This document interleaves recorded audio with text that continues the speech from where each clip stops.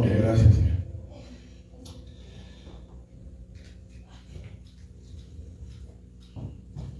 Bueno, Dios bendiga, hermanos. Damos gracias a Dios porque nos permite estar en su casa, alabarle, glorificar su nombre y podamos estar aprendiendo un poquito más de la palabra del Señor en esta mañana. Amén. Gracias a Dios por su misericordia.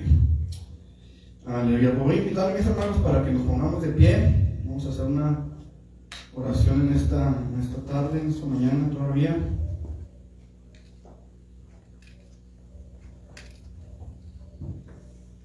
Vamos a orar. Padre, en el nombre de Cristo Jesús venimos delante de tu presencia, dándote a ti, Señor, toda la gloria, el honor y la alabanza.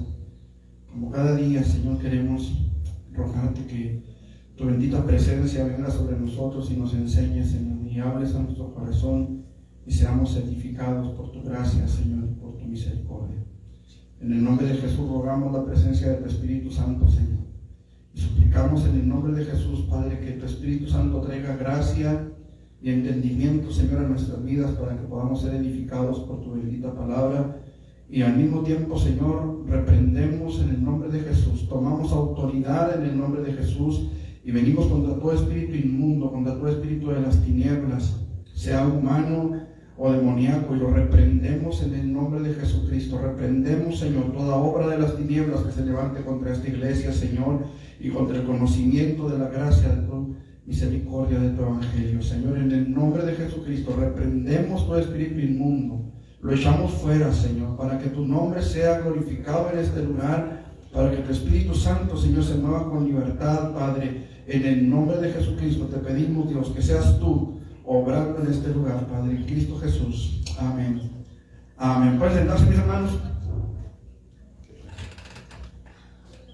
Vamos a la palabra, hermanos, Romanos 3, 21 al 23. ¿Romanos qué? 3, 21 al 23.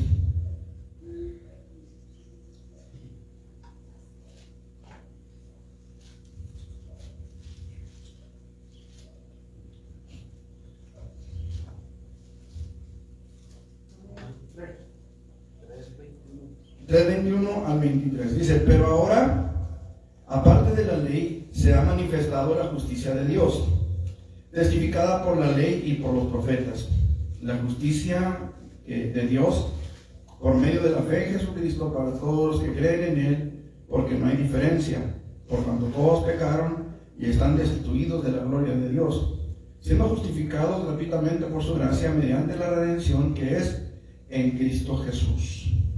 Aleluya. Está ahí la lectura, hermanos. Ok, todos hemos escuchado el término salvo, salvado o salvar en un contexto religioso, pero casi nunca hablamos sobre por qué necesitamos la salvación. Muchas veces vamos a llevar el evangelio a la gente que no lo conoce, que no lo ha recibido todavía, y les decimos: usted necesita arrepentirse, usted necesita ser salvo, usted necesita entregarle su vida a Jesús. Pero la pregunta es, ¿qué es eso? ¿Y por qué? O sea, ¿usted qué entiende por arrepentirse? Por arrepentimiento. Cargo de conciencia. Cargo de conciencia. ¿Qué más? Reconocer que está mal. Reconocer que se está mal. ¿Qué más? Reconocer que está mal y apartarse de Y apartarse de lo malo. O sea, si yo voy para allá y me arrepiento, ¿qué hago?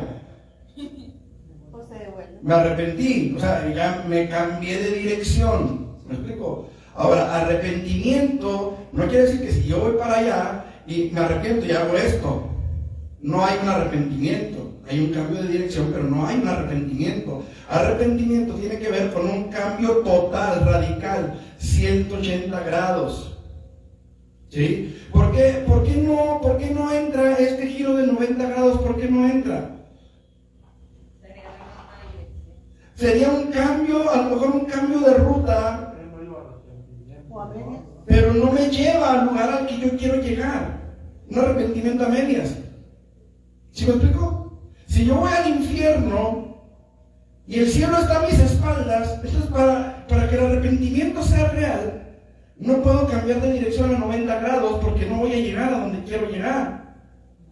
¿Explico? Eso es el arrepentimiento. El dejar de hacer aquello, como bien dice mi esposa, dejar de hacer aquello que ofende la santidad de Dios y buscar agradarle para poder llegar a su presencia en la eternidad. Eso es arrepentimiento. ¿Sí? ¿Y qué entendemos por salvación? ¿Qué entendemos por salvo?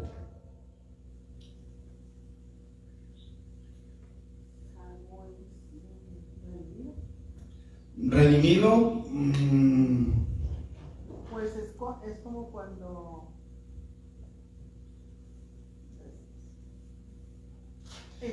pues se va uno a ahogar, por ejemplo. ¿Cómo? Se va uno a ahogar, por ejemplo, Ajá. en el mar, y llega el salvavidas y lo salva a uno, ¿no? En el mar es más sabrosa, ¿sí? O sea, cuando es ser rescatado de algo, ser redimido para salir ahí de la confusión, si la hay. Ser redimido es ser comprado por precio, rescatado por un precio. Eso es ser redimido, ¿sí? Es rescatar algo por un precio. Se dice que había un niño, creo que se los he contado, que era un niño que era muy bueno para tallar la madera. Y un día se le ocurrió hacer un barquito de madera.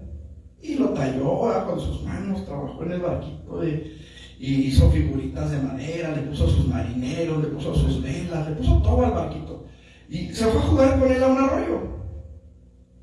Pero estando en el arroyo, una crecida se llevó el barquito. Tiempo después, ¿verdad? El niño ya no pudo rescatar su barquito ahí. Tiempo después, el niño ve su barquito en una tienda, en un aparador. Entonces va y le dice al dueño: oiga, ese barquito es mío, yo lo hice. Y el dueño le dice: pues si lo quieres vas a tener que pagarme porque yo me lo encontré. Vas a tener que pagar un precio. Y el niño va con su padre y empieza a trabajar con su padre, empieza a juntar el precio para pagar ese barquito y va a ir al precio por su barquito. Cuando el niño por fin tiene su barquito en sus manos, lo abraza con un amor bárbaro, ¿verdad? Y le dice: ahora eres 2 veces mío, primero porque te hice, segundo porque te compré. Aquí hay que hacer las aclaraciones pertinentes. Cuando Jesús viene y redime al hombre, Él no le paga a Satanás por nosotros. Él paga el precio que su propia justicia exige. ¿Sí me explico? O sea, a Satanás no se le debe nada y no hay que pagarle nada, porque no somos propiedad legal de Él. Él nos hizo, o sea, Jesús nos hizo y pagó el precio que su propia justicia exigía, porque en las corrientes del mundo nosotros nos perdimos. Él no nos vendió, nosotros nos perdimos. ¿Sí me explico? Por eso no entra aquí la palabra recompra que utilizan los testigos de Jehová, porque Jesús no nos vendió, nosotros nos perdimos en las corrientes del mundo y Él pagó el precio para que usted y yo pudiésemos regresar a ser de su propiedad, volver a ser propiedad de Él. No sé si me estoy haciendo entender. Eso es la redención. ¿Sí me expliqué con el ejemplo? Sí. Ok, entonces, por cuanto todos pecaron, todos están destituidos de la gloria de Dios. ¿A qué se refiere eso? Cuando Adán y Eva estaban en el Edén, ellos eran participantes de la gloria de Dios en el sentido de que Dios bajaba y tenía comunión con ellos. Ellos participaban de esa comunión con Dios. La gloria de Dios era derramada sobre sus vidas cuando la gloria de Dios descendía al huerto del Edén. Ellos eran partícipes de eso. Ellos fueron partícipes de la imagen y semejanza de Dios con la que fueron creados. Pero fueron destituidos, es decir, se les quitó el título. Eso es ser destituido. Cuando usted va, no sé, a las urnas y vota por un gobernante, pero ese gobernante no del ancho, se corrompe, lo que usted quiera, y el pueblo lo quita de ese puesto, lo está destituyendo, le está quitando el título. ¿Sí me explico? Entonces, cuando nosotros pecamos, perdimos el título de hijos de Dios. La calidad de hijos de Dios se perdió en el Edén. ¿Sí me estoy haciendo entender hasta aquí? Entonces, no hay un solo ser humano que pueda decir: soy hijo de Dios, porque soy hijo de Dios. Los que estamos aquí somos hijos de Dios por adopción. Hemos sido adoptados. La Biblia dice que Dios envió el espíritu de adopción, por el cual clamamos Abba Padre. ¿Sí? Ok, entonces todos pecaron. Y nuestros pecados nos hacen enemigos de Dios. Lo veíamos creo la semana pasada, si mal no recuerdo. ¿Sí? Nos hacen enemigos de Dios en nuestra mente. Es decir, nosotros siempre vamos a estar con la idea, con la creencia de que Dios está con el dedo acusador listo para sentenciarnos y mandarnos al infierno. Somos enemigos de Dios en nuestra mente. Pero Dios, habiendo pasado por alto los pecados pasados, envió a Jesucristo, nacido de mujer, para que muriera por nosotros en nuestro lugar en el Calvario. Gloria a Dios. ¿Estamos hasta aquí? Sí, amén. Ok, entonces, porque Dios es santo, nuestros pecados nos apartan de Él. No puede convivir el pecado con la santidad. ¿Qué comunión tienen las tinieblas con la luz? Cristo con Belial. ¿Qué comunión hay? No hay comunión alguna. Romanos 5:12 dice: por tanto, como el pecado entró en el mundo por un hombre, y por el pecado la muerte, así la muerte pasó a todos los hombres, porque todos pecaron. No hay uno que no haya pecado. Todos hemos pecado alguna vez. Por eso, un día, Dios nos reveló a Jesús, el Espíritu Santo nos reveló a Jesucristo, para que usted y yo nos arrepintiéramos de nuestros pecados, recibiéramos el perdón de Dios por la fe en Cristo Jesús, y ahora somos hechos hijos de Dios. ¿Sí? Esto es la salvación. Ahora, en el Salmo 51:5, ¿qué dice, mis hermanos? Salmo 51:5. Yo creo que todos hemos leído alguna vez el Salmo 51, ¿no? El Salmo penitencial se le llama. He aquí en maldad he sido formado y en pecado me concibió mi madre. He aquí en maldad he sido formado y en pecado me concibió mi madre. ¿A qué se refiere ese versículo, hermanos? Aquí tengo otra versión. ¿Qué dice? Dice, tengo que admitir que soy malo de nacimiento y que desde antes de nacer ya era un pecado. Y que desde antes de nacer, ok, ¿a qué se refiere? O sea, que Adán y Eva pecaron desde ahí. Que traemos El pecado por naturaleza. ya es por naturaleza. Es por naturaleza. No es solamente el comportamiento de pecado lo que nos hace pecadores.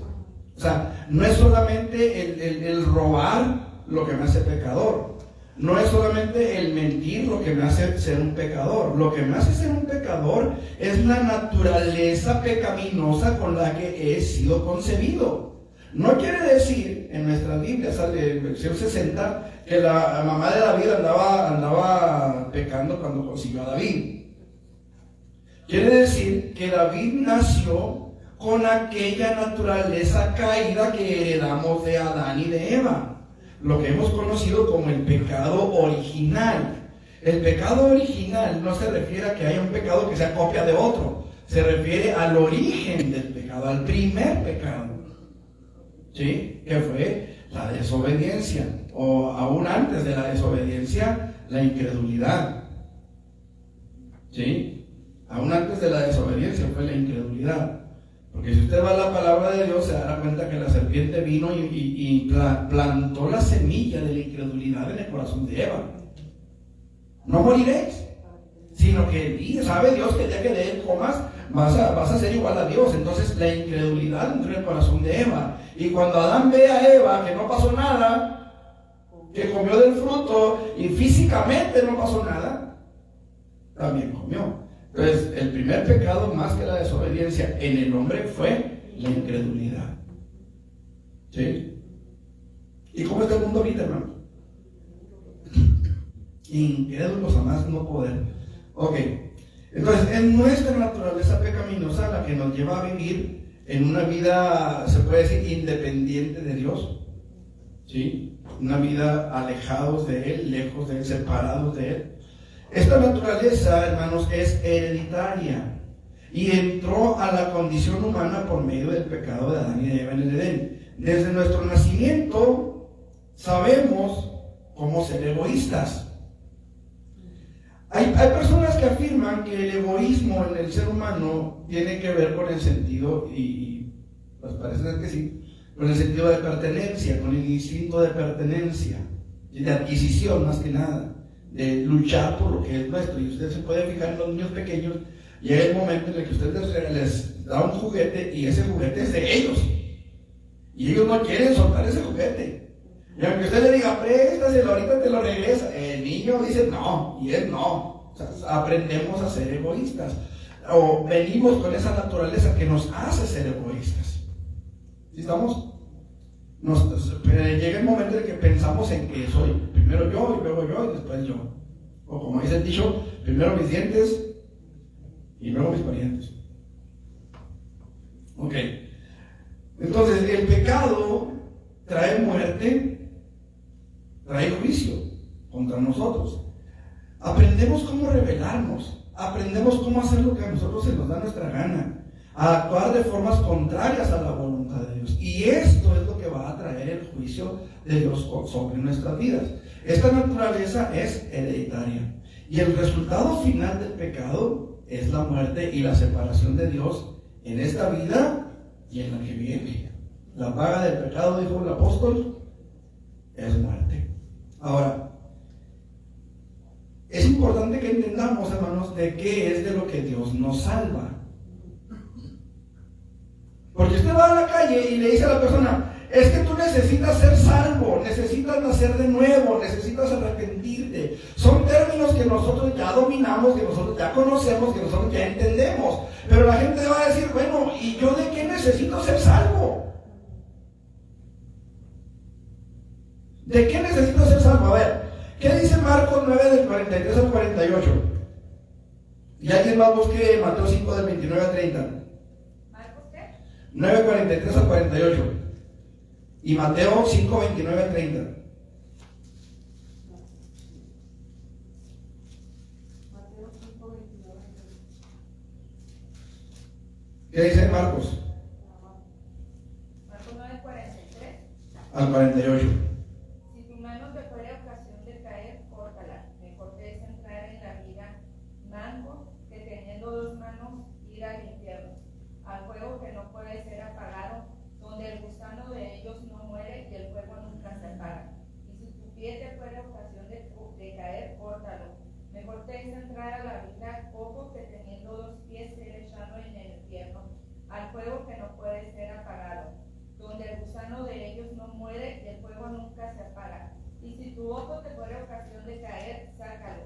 Mejor te es entrar en el reino de Dios con un ojo que teniendo dos ojos ser echado al infierno, donde el gusano de ellos no muere y el fuego nunca se apaga. Ahora, lo mismo tenemos en Mateo 5, 29 al 30. Es lo mismo. Sí, ok. Entonces, vemos que Jesús, hermanos, vehementemente nos advierte de no ir al infierno. Jesús veía el infierno como un lugar real, hermanos. Jesús sabía que el infierno era un lugar real, no era algo que se había inventado para asustar a los niños, no era algo que se había inventado solamente para que el hombre tuviera un cierto temor y se portara bien en esta tierra. Es algo real. Ahora, ¿qué es el infierno, hermanos? La palabra infierno aparece exclusivamente en el Nuevo Testamento. La palabra infierno no aparece en el Antiguo Testamento. ¿Sí? No como tal. Pero sí aparece la palabra Sheol. ¿Sí? Ok. La palabra Sheol, Hades o Gehenna hacen referencia al mismo lugar. Y es un lugar físico, tangible, palpable. ¿Sí? En el Antiguo Testamento tenemos la rebelión de Coré, Datán y Abiram, ¿se acuerdan? Sí. Ok, la semana pasada hablábamos de que los hijos de Coré no murieron, por eso es que tenemos salmos de los hijos de Coré. Pero la palabra de Dios sí nos dice que Coré, que Datán, que Abiram, y que sus hijos, sus sirvientes, sus camellos y todo lo que tenían, y aún dice hasta sus pequeñuelos, descendieron vivos al Seol. Quiere decir que ese lugar es un lugar físico Quiere decir que ese lugar es un lugar real, que existe verdaderamente. ¿Sí? Ok. En el Nuevo Testamento, la palabra Hades en griego, o la palabra Gehenna, que es el equivalente en hebreo para el lugar de los muertos en Israel, también se llamaba el Valle de Hinnom. Así le decían al Valle de Hinnom. El Valle de Hinnom, mis hermanos, era un lugar donde se hacían sacrificios humanos en el Antiguo Testamento. En los tiempos de Josías se hacían sacrificios humanos ahí, y aún antes de Josías. Josías viene, encuentra en el libro de la ley, por ahí en las ruinas, ¿verdad?, del templo, cuando lo estaban reconstruyendo, remodelando, y encuentra el libro de la ley. Y entonces Josías empieza a hacer una serie de reformas importantes en cuanto a la religión en Israel, porque la ira de Dios se había encendido contra Israel. Ahora Josías manda a consultar a la profetisa, ¿qué era? Hulda. A la profetisa Hulda manda a consultar, y Dios le da respuesta. Le dice que la ira de Dios está encendida contra el pueblo de Israel y que va a cumplir todo lo que está escrito en el libro de la ley contra Israel. Pero por cuanto Josías decide en su corazón humillarse delante de Dios y enseñar la ley al pueblo, Dios le promete a Josías que todo el mal que va a venir no va a venir en sus días. Tú vas a ser recogido con tus padres y no vas a ver todo el mal que yo traigo sobre este pueblo, pero el pueblo va a sufrir la ira de Dios. Ahora, parte de lo que Josías reforma en su tiempo es precisamente esto, que hace quitar ese culto a Milcom, a Moloch, que era al dios al que se le sacrificaban a los hijos. Eran pasados por fuego. Ahí es donde se refiere la Biblia que no harás pasar a tus hijos por el fuego, en un culto idolátrico a un dios pagano. ¿Sí? Ok, este lugar, el Valle de Hinnom, en el Nuevo Testamento, era el lugar donde se arrojaba la basura. Hagan de cuenta como cuando estábamos aquí atrás del Cerro Grande, que se tiraba la basura ahí. ¿Se acuerdan? Que usted iba caminando por ahí, bueno, los que llegamos ahí a tirar la basura alguna vez, iba caminando y de repente entre la tierra usted veía lumbre, veía humo que salía de la tierra porque la basura se incineraba y luego se le echaba tierra encima, el relleno sanitario. ¿Sí? Se quemaba y luego se echaba tierra encima. El Valle de Hinnom funcionaba igual. Ahí se tiraba la basura, se quemaba la basura, y por todas partes usted puede ver pequeñas fogatas, pequeñas llamaradas de fuego que salían de la basura que se estaba quemando en ese lugar. ¿Sí? Ok, esto hacía un cuadro o un símbolo perfecto de lo que era el lugar de tormento eterno conocido como el infierno. ¿Sí? El infierno, entonces, hermanos, es un lugar donde van a parar las personas que voluntariamente, escuchen, que voluntariamente rechazaron su oportunidad de recibir el perdón de sus pecados por medio de recibir al Señor Jesucristo como su Salvador personal. Ahora, ¿qué entendemos? ¿Qué entiende usted por recibir a Jesús como su Salvador personal? ¿Qué es eso? ¿Por qué pregunto esto, hermanos? Porque a mucha gente le hemos preguntado, ¿usted ya recibió a Jesús? Y ellos dicen, sí, ya. ¿Cuándo lo recibió? El domingo pasado, cuando me dieron la hostia. Pregunto, ¿eso es recibir a Jesús? La Biblia dice, y perdóneme que sea tan crudo, pero así lo dijo Jesús: lo que entra por la boca va al vientre y del vientre es echado en la letrina. Así dice. Lo que entra por la boca va al vientre y luego es echado en la letrina. Yo le pregunto, ¿usted cree que Jesús quiera eso? Entonces, ¿qué es recibir a Jesús? Quiere habitar en nuestro corazón. Arrepentirse de corazón, estar en comunión con Él. ¿Qué más? Échenle. Seguirlo, conocerlo. ¿Qué es aceptar a Jesús? Aceptar a Jesús como nuestro Señor. Aceptar a Jesús como nuestro Salvador, como nuestro Señor, consiste en tener fe en que por su sacrificio yo soy perdonado. En eso consiste recibir a Jesús, el aceptar, el reconocer que por mis pecados Jesús fue a la cruz del Calvario. Olvídese de los demás. Cuando yo recibo a Jesús, yo estoy creyendo que Jesús murió por mí. Por mí. Por eso yo estoy aceptando. Por eso yo estoy recibiendo. ¿Me explico? Es cuando yo creo que por mis pecados. Es cuando yo creo, vamos a ponerlo de una forma más literal, ¿no? Más entendible. Cuando yo me veo a mí mismo azotando a Jesús, escupiéndolo, golpeándolo, crucificándolo, clavándolo en esa cruz. Cuando yo entiendo que todo eso fue por mí, eso es aceptar a Jesús. ¿Sí me expliqué? Y creer. Sí, obviamente. O sea, si yo estoy aceptando es porque lo creo. ¿Sí me explico? Si yo estoy diciendo, sí, Jesús murió por mis pecados, es porque yo creo que Jesús murió por mis pecados. Eso es aceptar a Jesús. Ajá. Entonces, tiene que ver con una confesión pública. Por eso le decimos a la gente, acompáñame a orar, y los guiamos en una oración. O también, todavía más efectivo, es decirle, usted, en sus propias palabras, dígale al Señor. ¿Sí me explico? Usted, en sus propias palabras, le puede decir al Señor, reconozco que he pecado. Y cuando yo digo reconozco, es porque creo es porque creo eso. Acuérdense que la salvación es por fe. Entonces, yo creo que Jesús murió por mis pecados, y si lo creo, entonces voy a reconocer que Él murió por mis pecados, y entonces voy a aceptar su perdón dado en la cruz por mí. Por mí. Eso es aceptar a Jesús. ¿Sí me explico? Cuando nosotros le decimos a la gente, acepte a Cristo, ¿qué es lo que le estamos diciendo? Reconozca que por sus pecados Jesús murió por usted.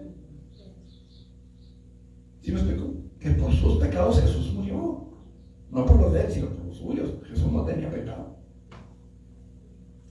Entonces, el Señor Jesucristo alertó apasionadamente, como decía hace un momento, a sus oyentes acerca de lo terrible que era ir al infierno.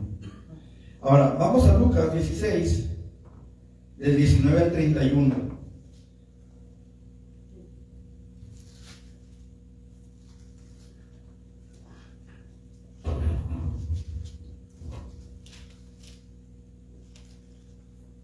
Aquí tenemos un relato, no una parábola, una narración, no es un cuento, es una historia real. Jesús no está hablando de esto como si fuera un cuento, una parábola o una historia así nada más. Esto es algo real, que Jesús quiere que sus discípulos reciban, entiendan y acepten. Dice la palabra del Señor, versículo 19: había un hombre rico que se vestía de púrpura y de lino fino, y hacía cada día banquete con esplendidez. Había también un mendigo llamado Lázaro, que estaba echado a la puerta de aquel lleno de llagas, y ansiaba saciarse de las migajas que caían de la mesa del rico, y aún los perros venían y le lamían las llagas. Aconteció que murió el mendigo y fue llevado por los ángeles al seno de Abraham, y murió también el rico y fue sepultado. Ojo con esto. Y en el Hades alzó sus ojos, estando en tormentos, y vio de lejos a Abraham y a Lázaro en su seno. Entonces él, dando voces, dijo: Padre Abraham, ten misericordia de mí, y envía a Lázaro para que moje la punta de su dedo en agua y refresque mi lengua, porque estoy atormentado en esta llama. Pero Abraham le dijo: Hijo, acuérdate que recibiste tus bienes en tu vida, y Lázaro también males, pero ahora este es consolado aquí, y tú atormentado. Además de todo esto, hay una gran cima que está puesta entre nosotros y vosotros, de manera que los que quieren pasar de aquí a vosotros no pueden, ni de allá pasar acá. Entonces le dijo: te ruego pues, Padre, que le envíes a la casa de mi padre, porque tengo 5 hermanos, para que les testifique, a fin de que no vengan ellos también a este lugar de tormento. Y Abraham dijo: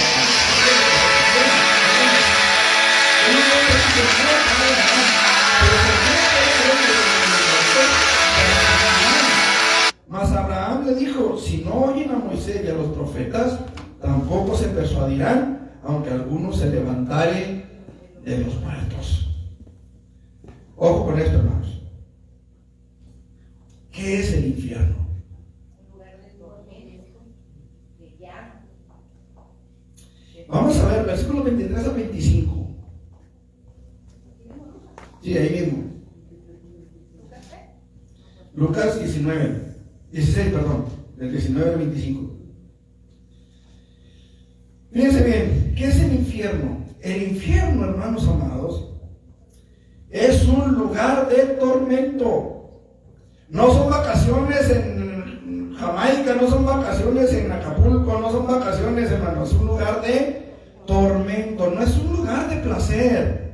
Hay personas que a mí me han dicho, no, cuando yo me vaya al infierno, yo voy a andar bailando con las diablitas. Perdónenme, pero no hay diablitas, todos son varones. Cada quien su gusto, y sus preferencias, pero todos son varones. La Biblia los describe como varones. Yo no sé de dónde sacaron el poner a los ángeles como mujeres. Pero la Biblia habla de varones musculosos, fuertes, que ejecutan la voluntad de Dios. Esos son los ángeles. Y los demonios eran ángeles. Así que no son mujeres, no son hermosas. No son. La Biblia dice, espanto serás y para siempre dejarás de ser. O sea, no son hermosos los demonios. Las mujeres iban al lado, ¿verdad? Sí van. Pero no van a andar bailando, hermano, tampoco. También van a ser atormentadas. O sea, tenemos que entender que el infierno no es una pachanga. El infierno no es una fiesta, no es un bailongo, no es ¿cómo se llama? Una borrachera, no es una parranda. Ni agua va a haber. No, pues es el tormento. Llama, Ahora, es un lugar de tormento. El hombre dijo, soy atormentado, estoy atormentado en esta llama. Quiere decir que el infierno, hermanos, es un lugar donde las sensaciones físicas, las sensaciones de nuestro cuerpo están a todo lo que dan. O sea, no es un lugar de que, me desmayo y ahí me quedo desmayado, me estoy achicharrando pero no siento nada. No, es un lugar donde todas las sensaciones físicas están al 100%. Es que las sensaciones están en el alma y el alma es la que va a ir al infierno. Ahora, escuche, porque el infierno es un lugar que no es eterno.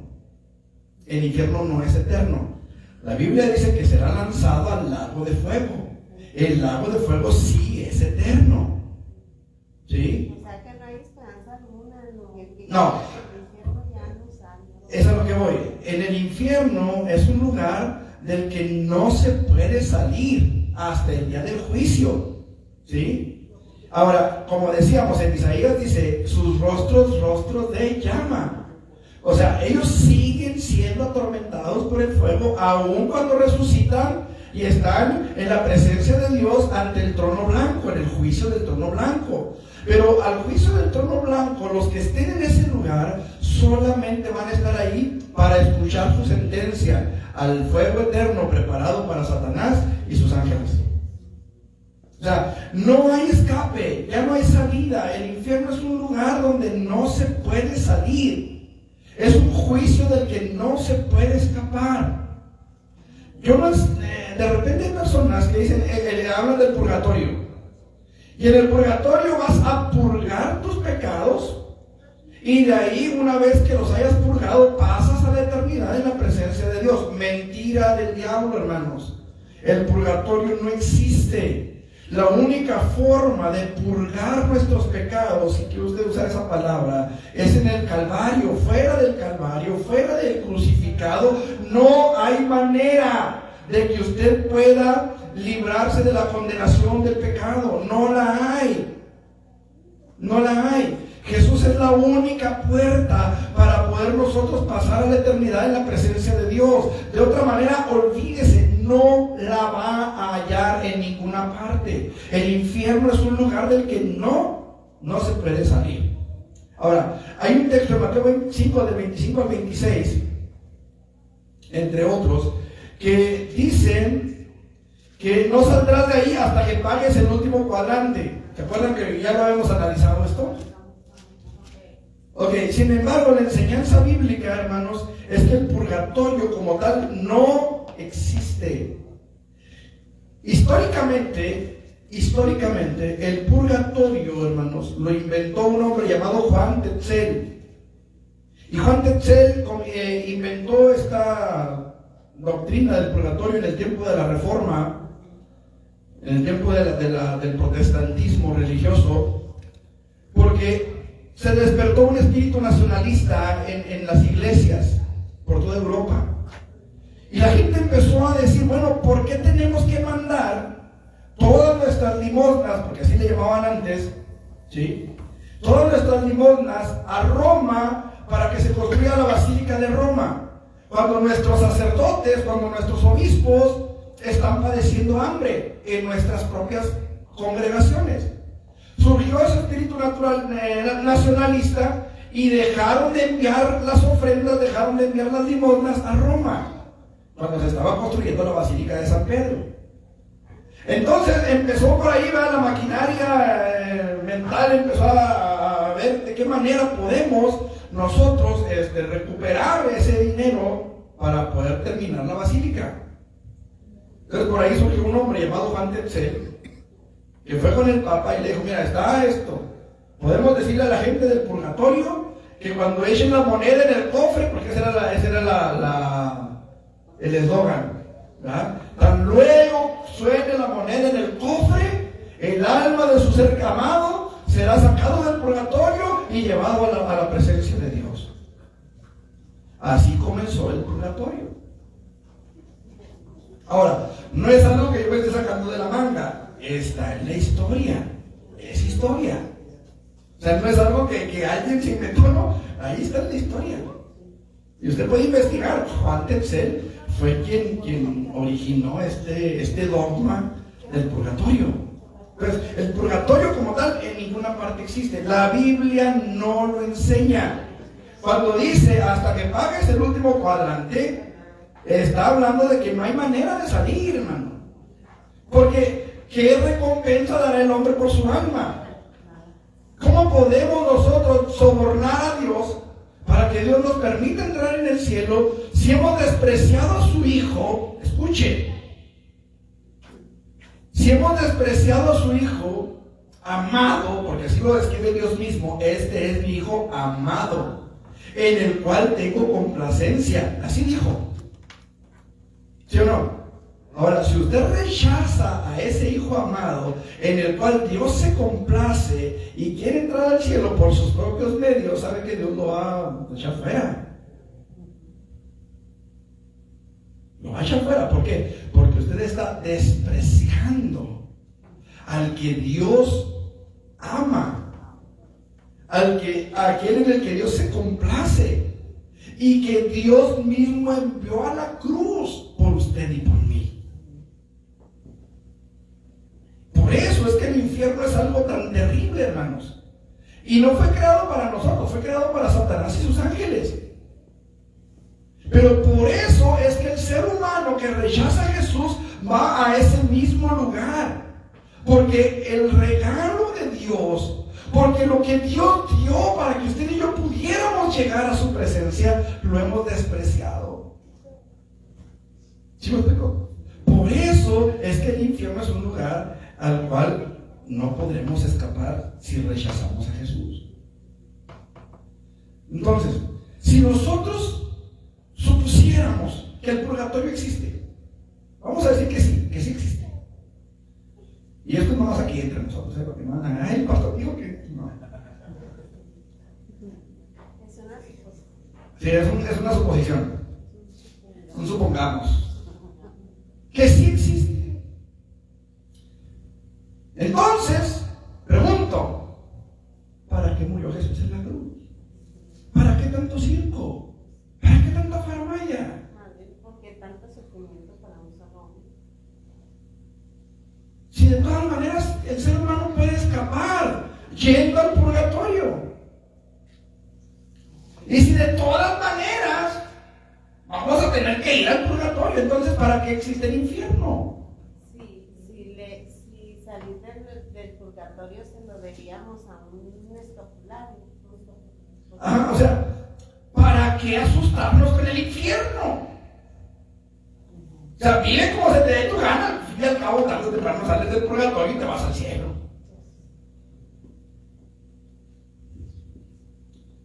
El infierno es un lugar del que no se puede salir. El infierno es un lugar donde la conciencia está activa al 100. El hombre sentía el tormento. El hombre pensaba. El hombre hablaba. El hombre reconocía a los que estaban frente a él. Era un lugar de conciencia activa. O sea, no es de que, ay, me desmayo, póngame el sillón. No. Vas a estar despierto. Toda la eternidad despierto en medio de tormentos.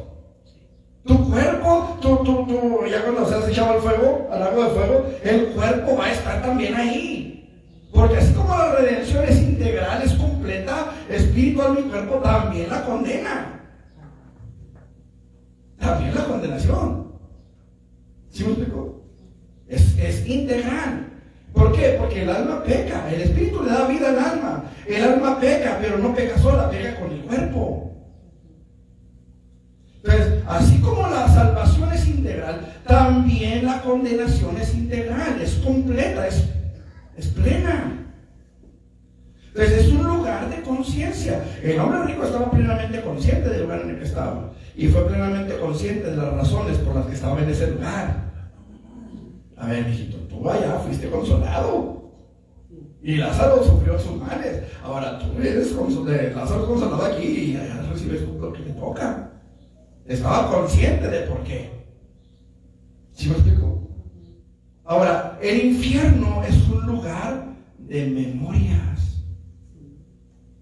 Tengo 5 hermanos. Este hombre se acordaba de lo que había en la tierra. Tengo 5 hermanos. ¿Saben? Para mí, hermanos, uno de los tormentos más terribles que recibirá el que se condene será recordar cada una de las ocasiones en las que escuchó el mensaje de salvación. Recordará cuántas veces pudo escapar de ese lugar y no lo hizo porque no quiso. Así como aquí, ¿no? Que de repente dicen, el hubiera no existe. Pero si hubiera estudiado, no estaría aquí rajándome el lomo con los sacos de cal. Si hubiera hecho esto, no estuviera haciendo esto. Si hubiera hecho aquello, no estuviera viviendo esto. Si no hubiera hecho esto, no estaría pasando por esto. ¿Cuántas veces lo hemos dicho aquí en la tierra? Allá va a estar peor. Porque allá va a haber gente que va a decir, ¿por qué no le hice caso a mi mamá? ¿Cuántas veces mi papá me dijo? ¿Cuántas veces mis hijos me hablaron del Cristo que ellos recibieron y yo no quise, me aferré y hasta los corrí de la casa? Porque déjeme decirle que yo he conocido por lo menos a 2 personas que los echaron de sus casas, una de ellas de 15 años. Una jovencita de 15 años. Que le echaron de su casa por ser cristiana. Porque llegó con una Biblia a su casa. Un joven de 19, 20 años, le prefería todo drogado que con esa Biblia debajo del brazo.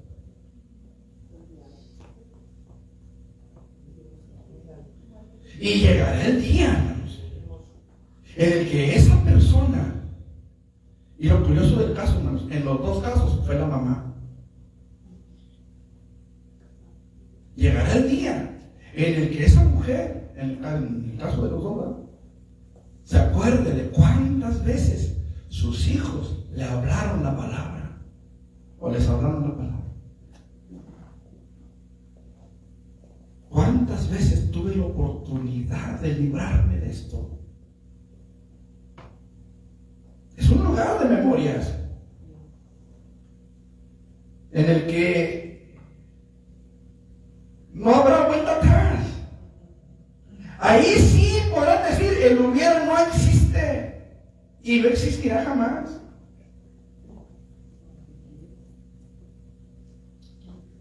Qué terrible es esto, hermano. Y ahora, el infierno, hermanos, es un lugar, ya dije, tangible, palpable, es real.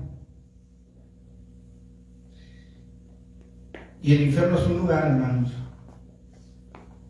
que día a día sigue recibiendo gente. Hasta la fecha. Decía, no es un lugar eterno. Va a ser lanzado al lago de fuego.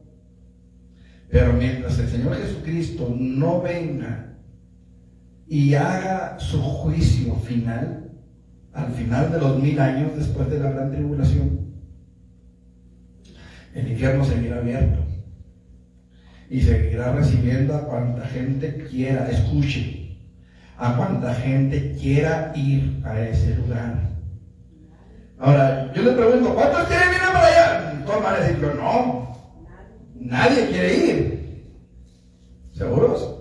Porque cuando usted le dice a alguien, acepta a Jesucristo, y esa persona no quiere, en el momento en el que la persona no quiere aceptar a Jesús, en ese momento está decidiendo ir al infierno. Al infierno se va por decisión propia, hermanos. Vamos a Juan, capítulo 3, versículos 16 al 18.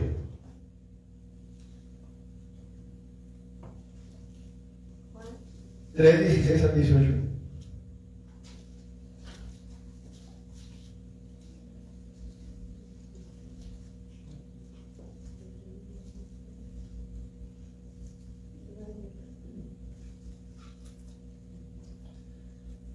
Juan 3, 16 al 18. ¿Qué dice? Porque de tal manera amó Dios al mundo. Ok, vámonos con calmita.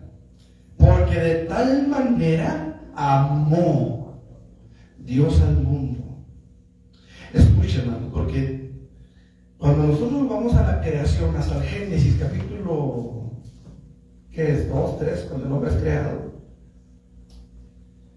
En la creación Dios dice, hagamos al hombre a nuestra imagen y conforme a nuestra semejanza.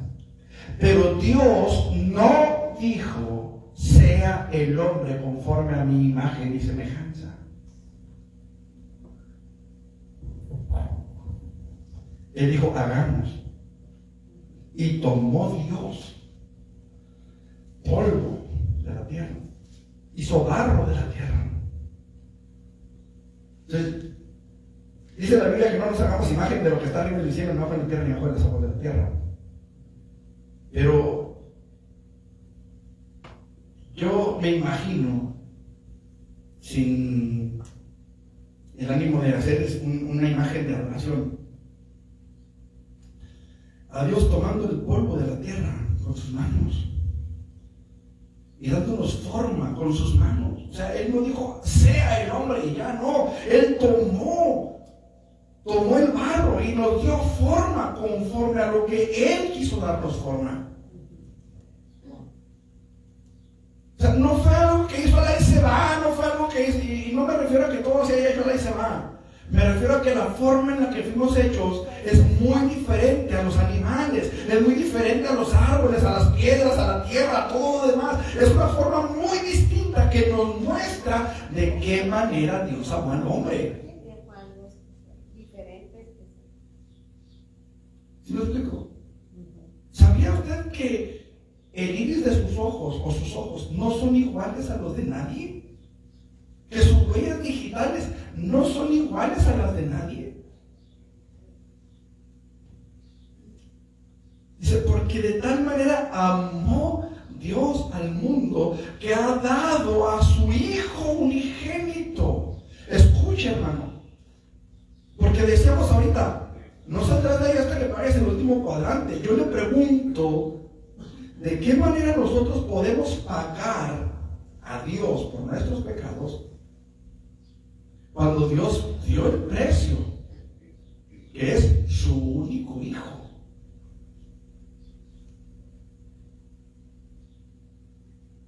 Si a usted lo vinieran a secuestrar ahorita y le dijeran, dame todo lo que tienes o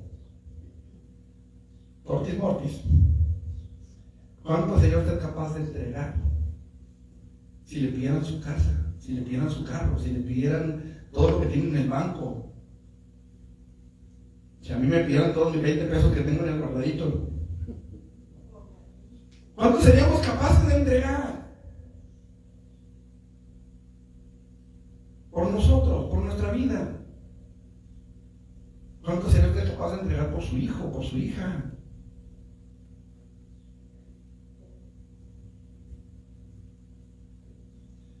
Aquí no es cierto eso de que el pato empieza a pedir para las papitas y te lo regresan. No.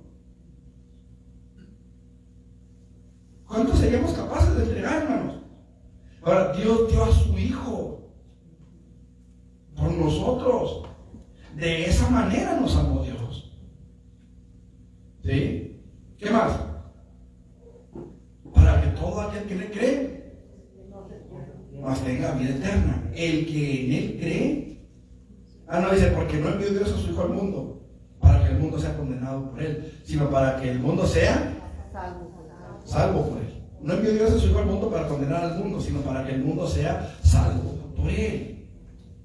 El que en él cree no es condenado, pero el que no cree, el que decide no creer. Entonces, si yo le pregunto, ¿a quién se llega al infierno? Todo el mundo va a decir que nadie. Pero desde el momento en el que rechazamos el único medio de salvación,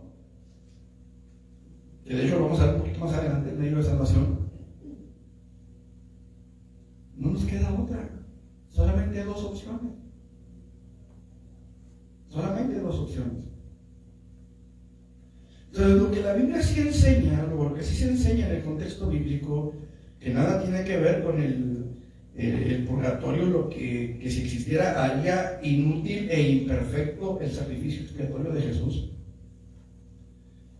Lo que sí se enseña en el contexto bíblico es que la muerte y el Hades entregarán a sus muertos y serán juzgados, y junto con el Hades, es decir, el infierno mismo, serán arrojados al lago de fuego que arde por toda la eternidad. Apocalipsis capítulo 20, versículos 11 al 15.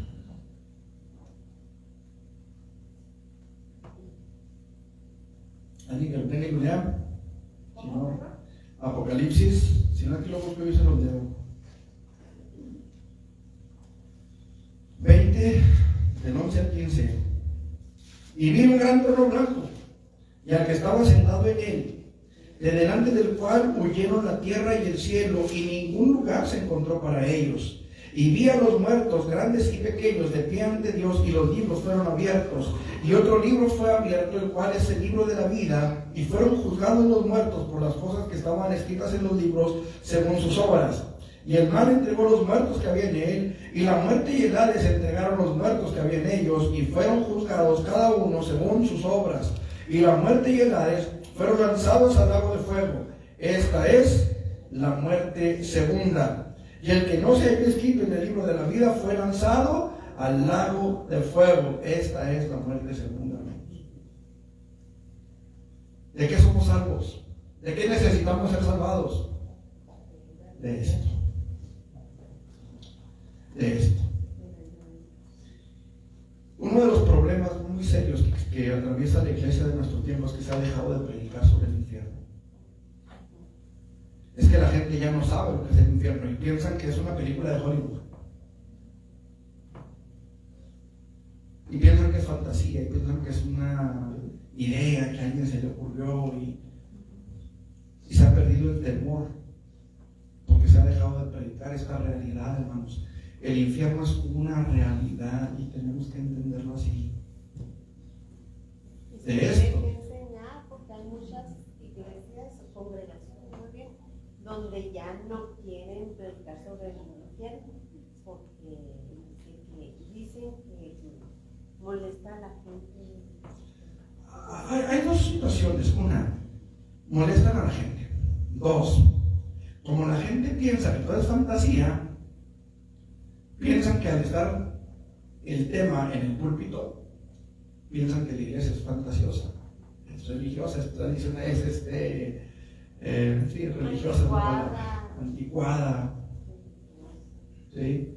Ahorita la predicación predilecta de todos es: Dios te quiere hacer millonario, Dios te quiere hacer rico, Dios te quiere prosperar.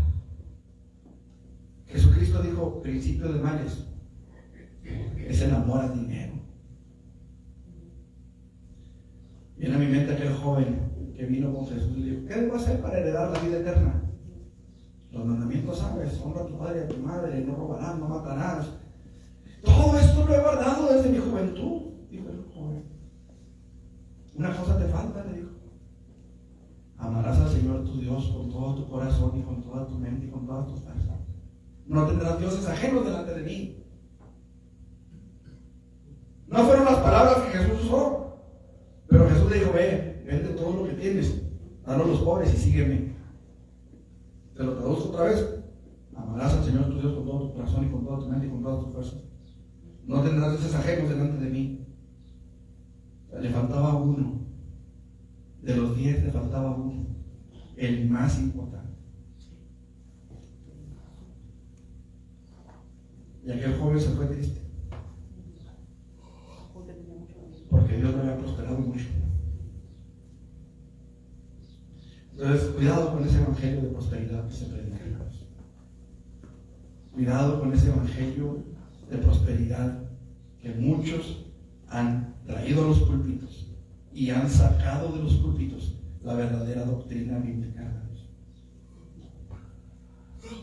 Póngase sobre sus pies. ¿Preguntas, hermanos, comentarios, algo que quieran agregar? Gloria a Dios. Vamos a orar, hermanos. Después de esta oración terminamos la transmisión, por favor, y después de la oración, y nos preparamos para nuestro culto. Eterno Dios y buen Padre, gracias te damos, Padre, por la enseñanza que has traído en nuestras vidas esta tarde. Queremos darte gracias por tu misericordia, gracias por tu fidelidad, gracias por habernos salvado, Señor, por abrirnos las puertas para que podamos escapar de este castigo eterno que viene sobre todos aquellos que han despreciado la salvación que es a través de tu Hijo. Señor, en el nombre de Jesús yo te ruego que tu Espíritu Santo, Señor, traiga convicción al corazón de todos aquellos que pudieran escuchar esta enseñanza, Señor, a través de la internet. Padre, bendice nuestras vidas. Afírmanos en ti, afírmanos en la fe, para que podamos verdaderamente ser libres de esta condenación eterna, Señor. En el nombre de Jesucristo. Amén. Amén. Bueno, mis hermanos, tenemos 5 minutitos para ir al baño o cualquier otra situación.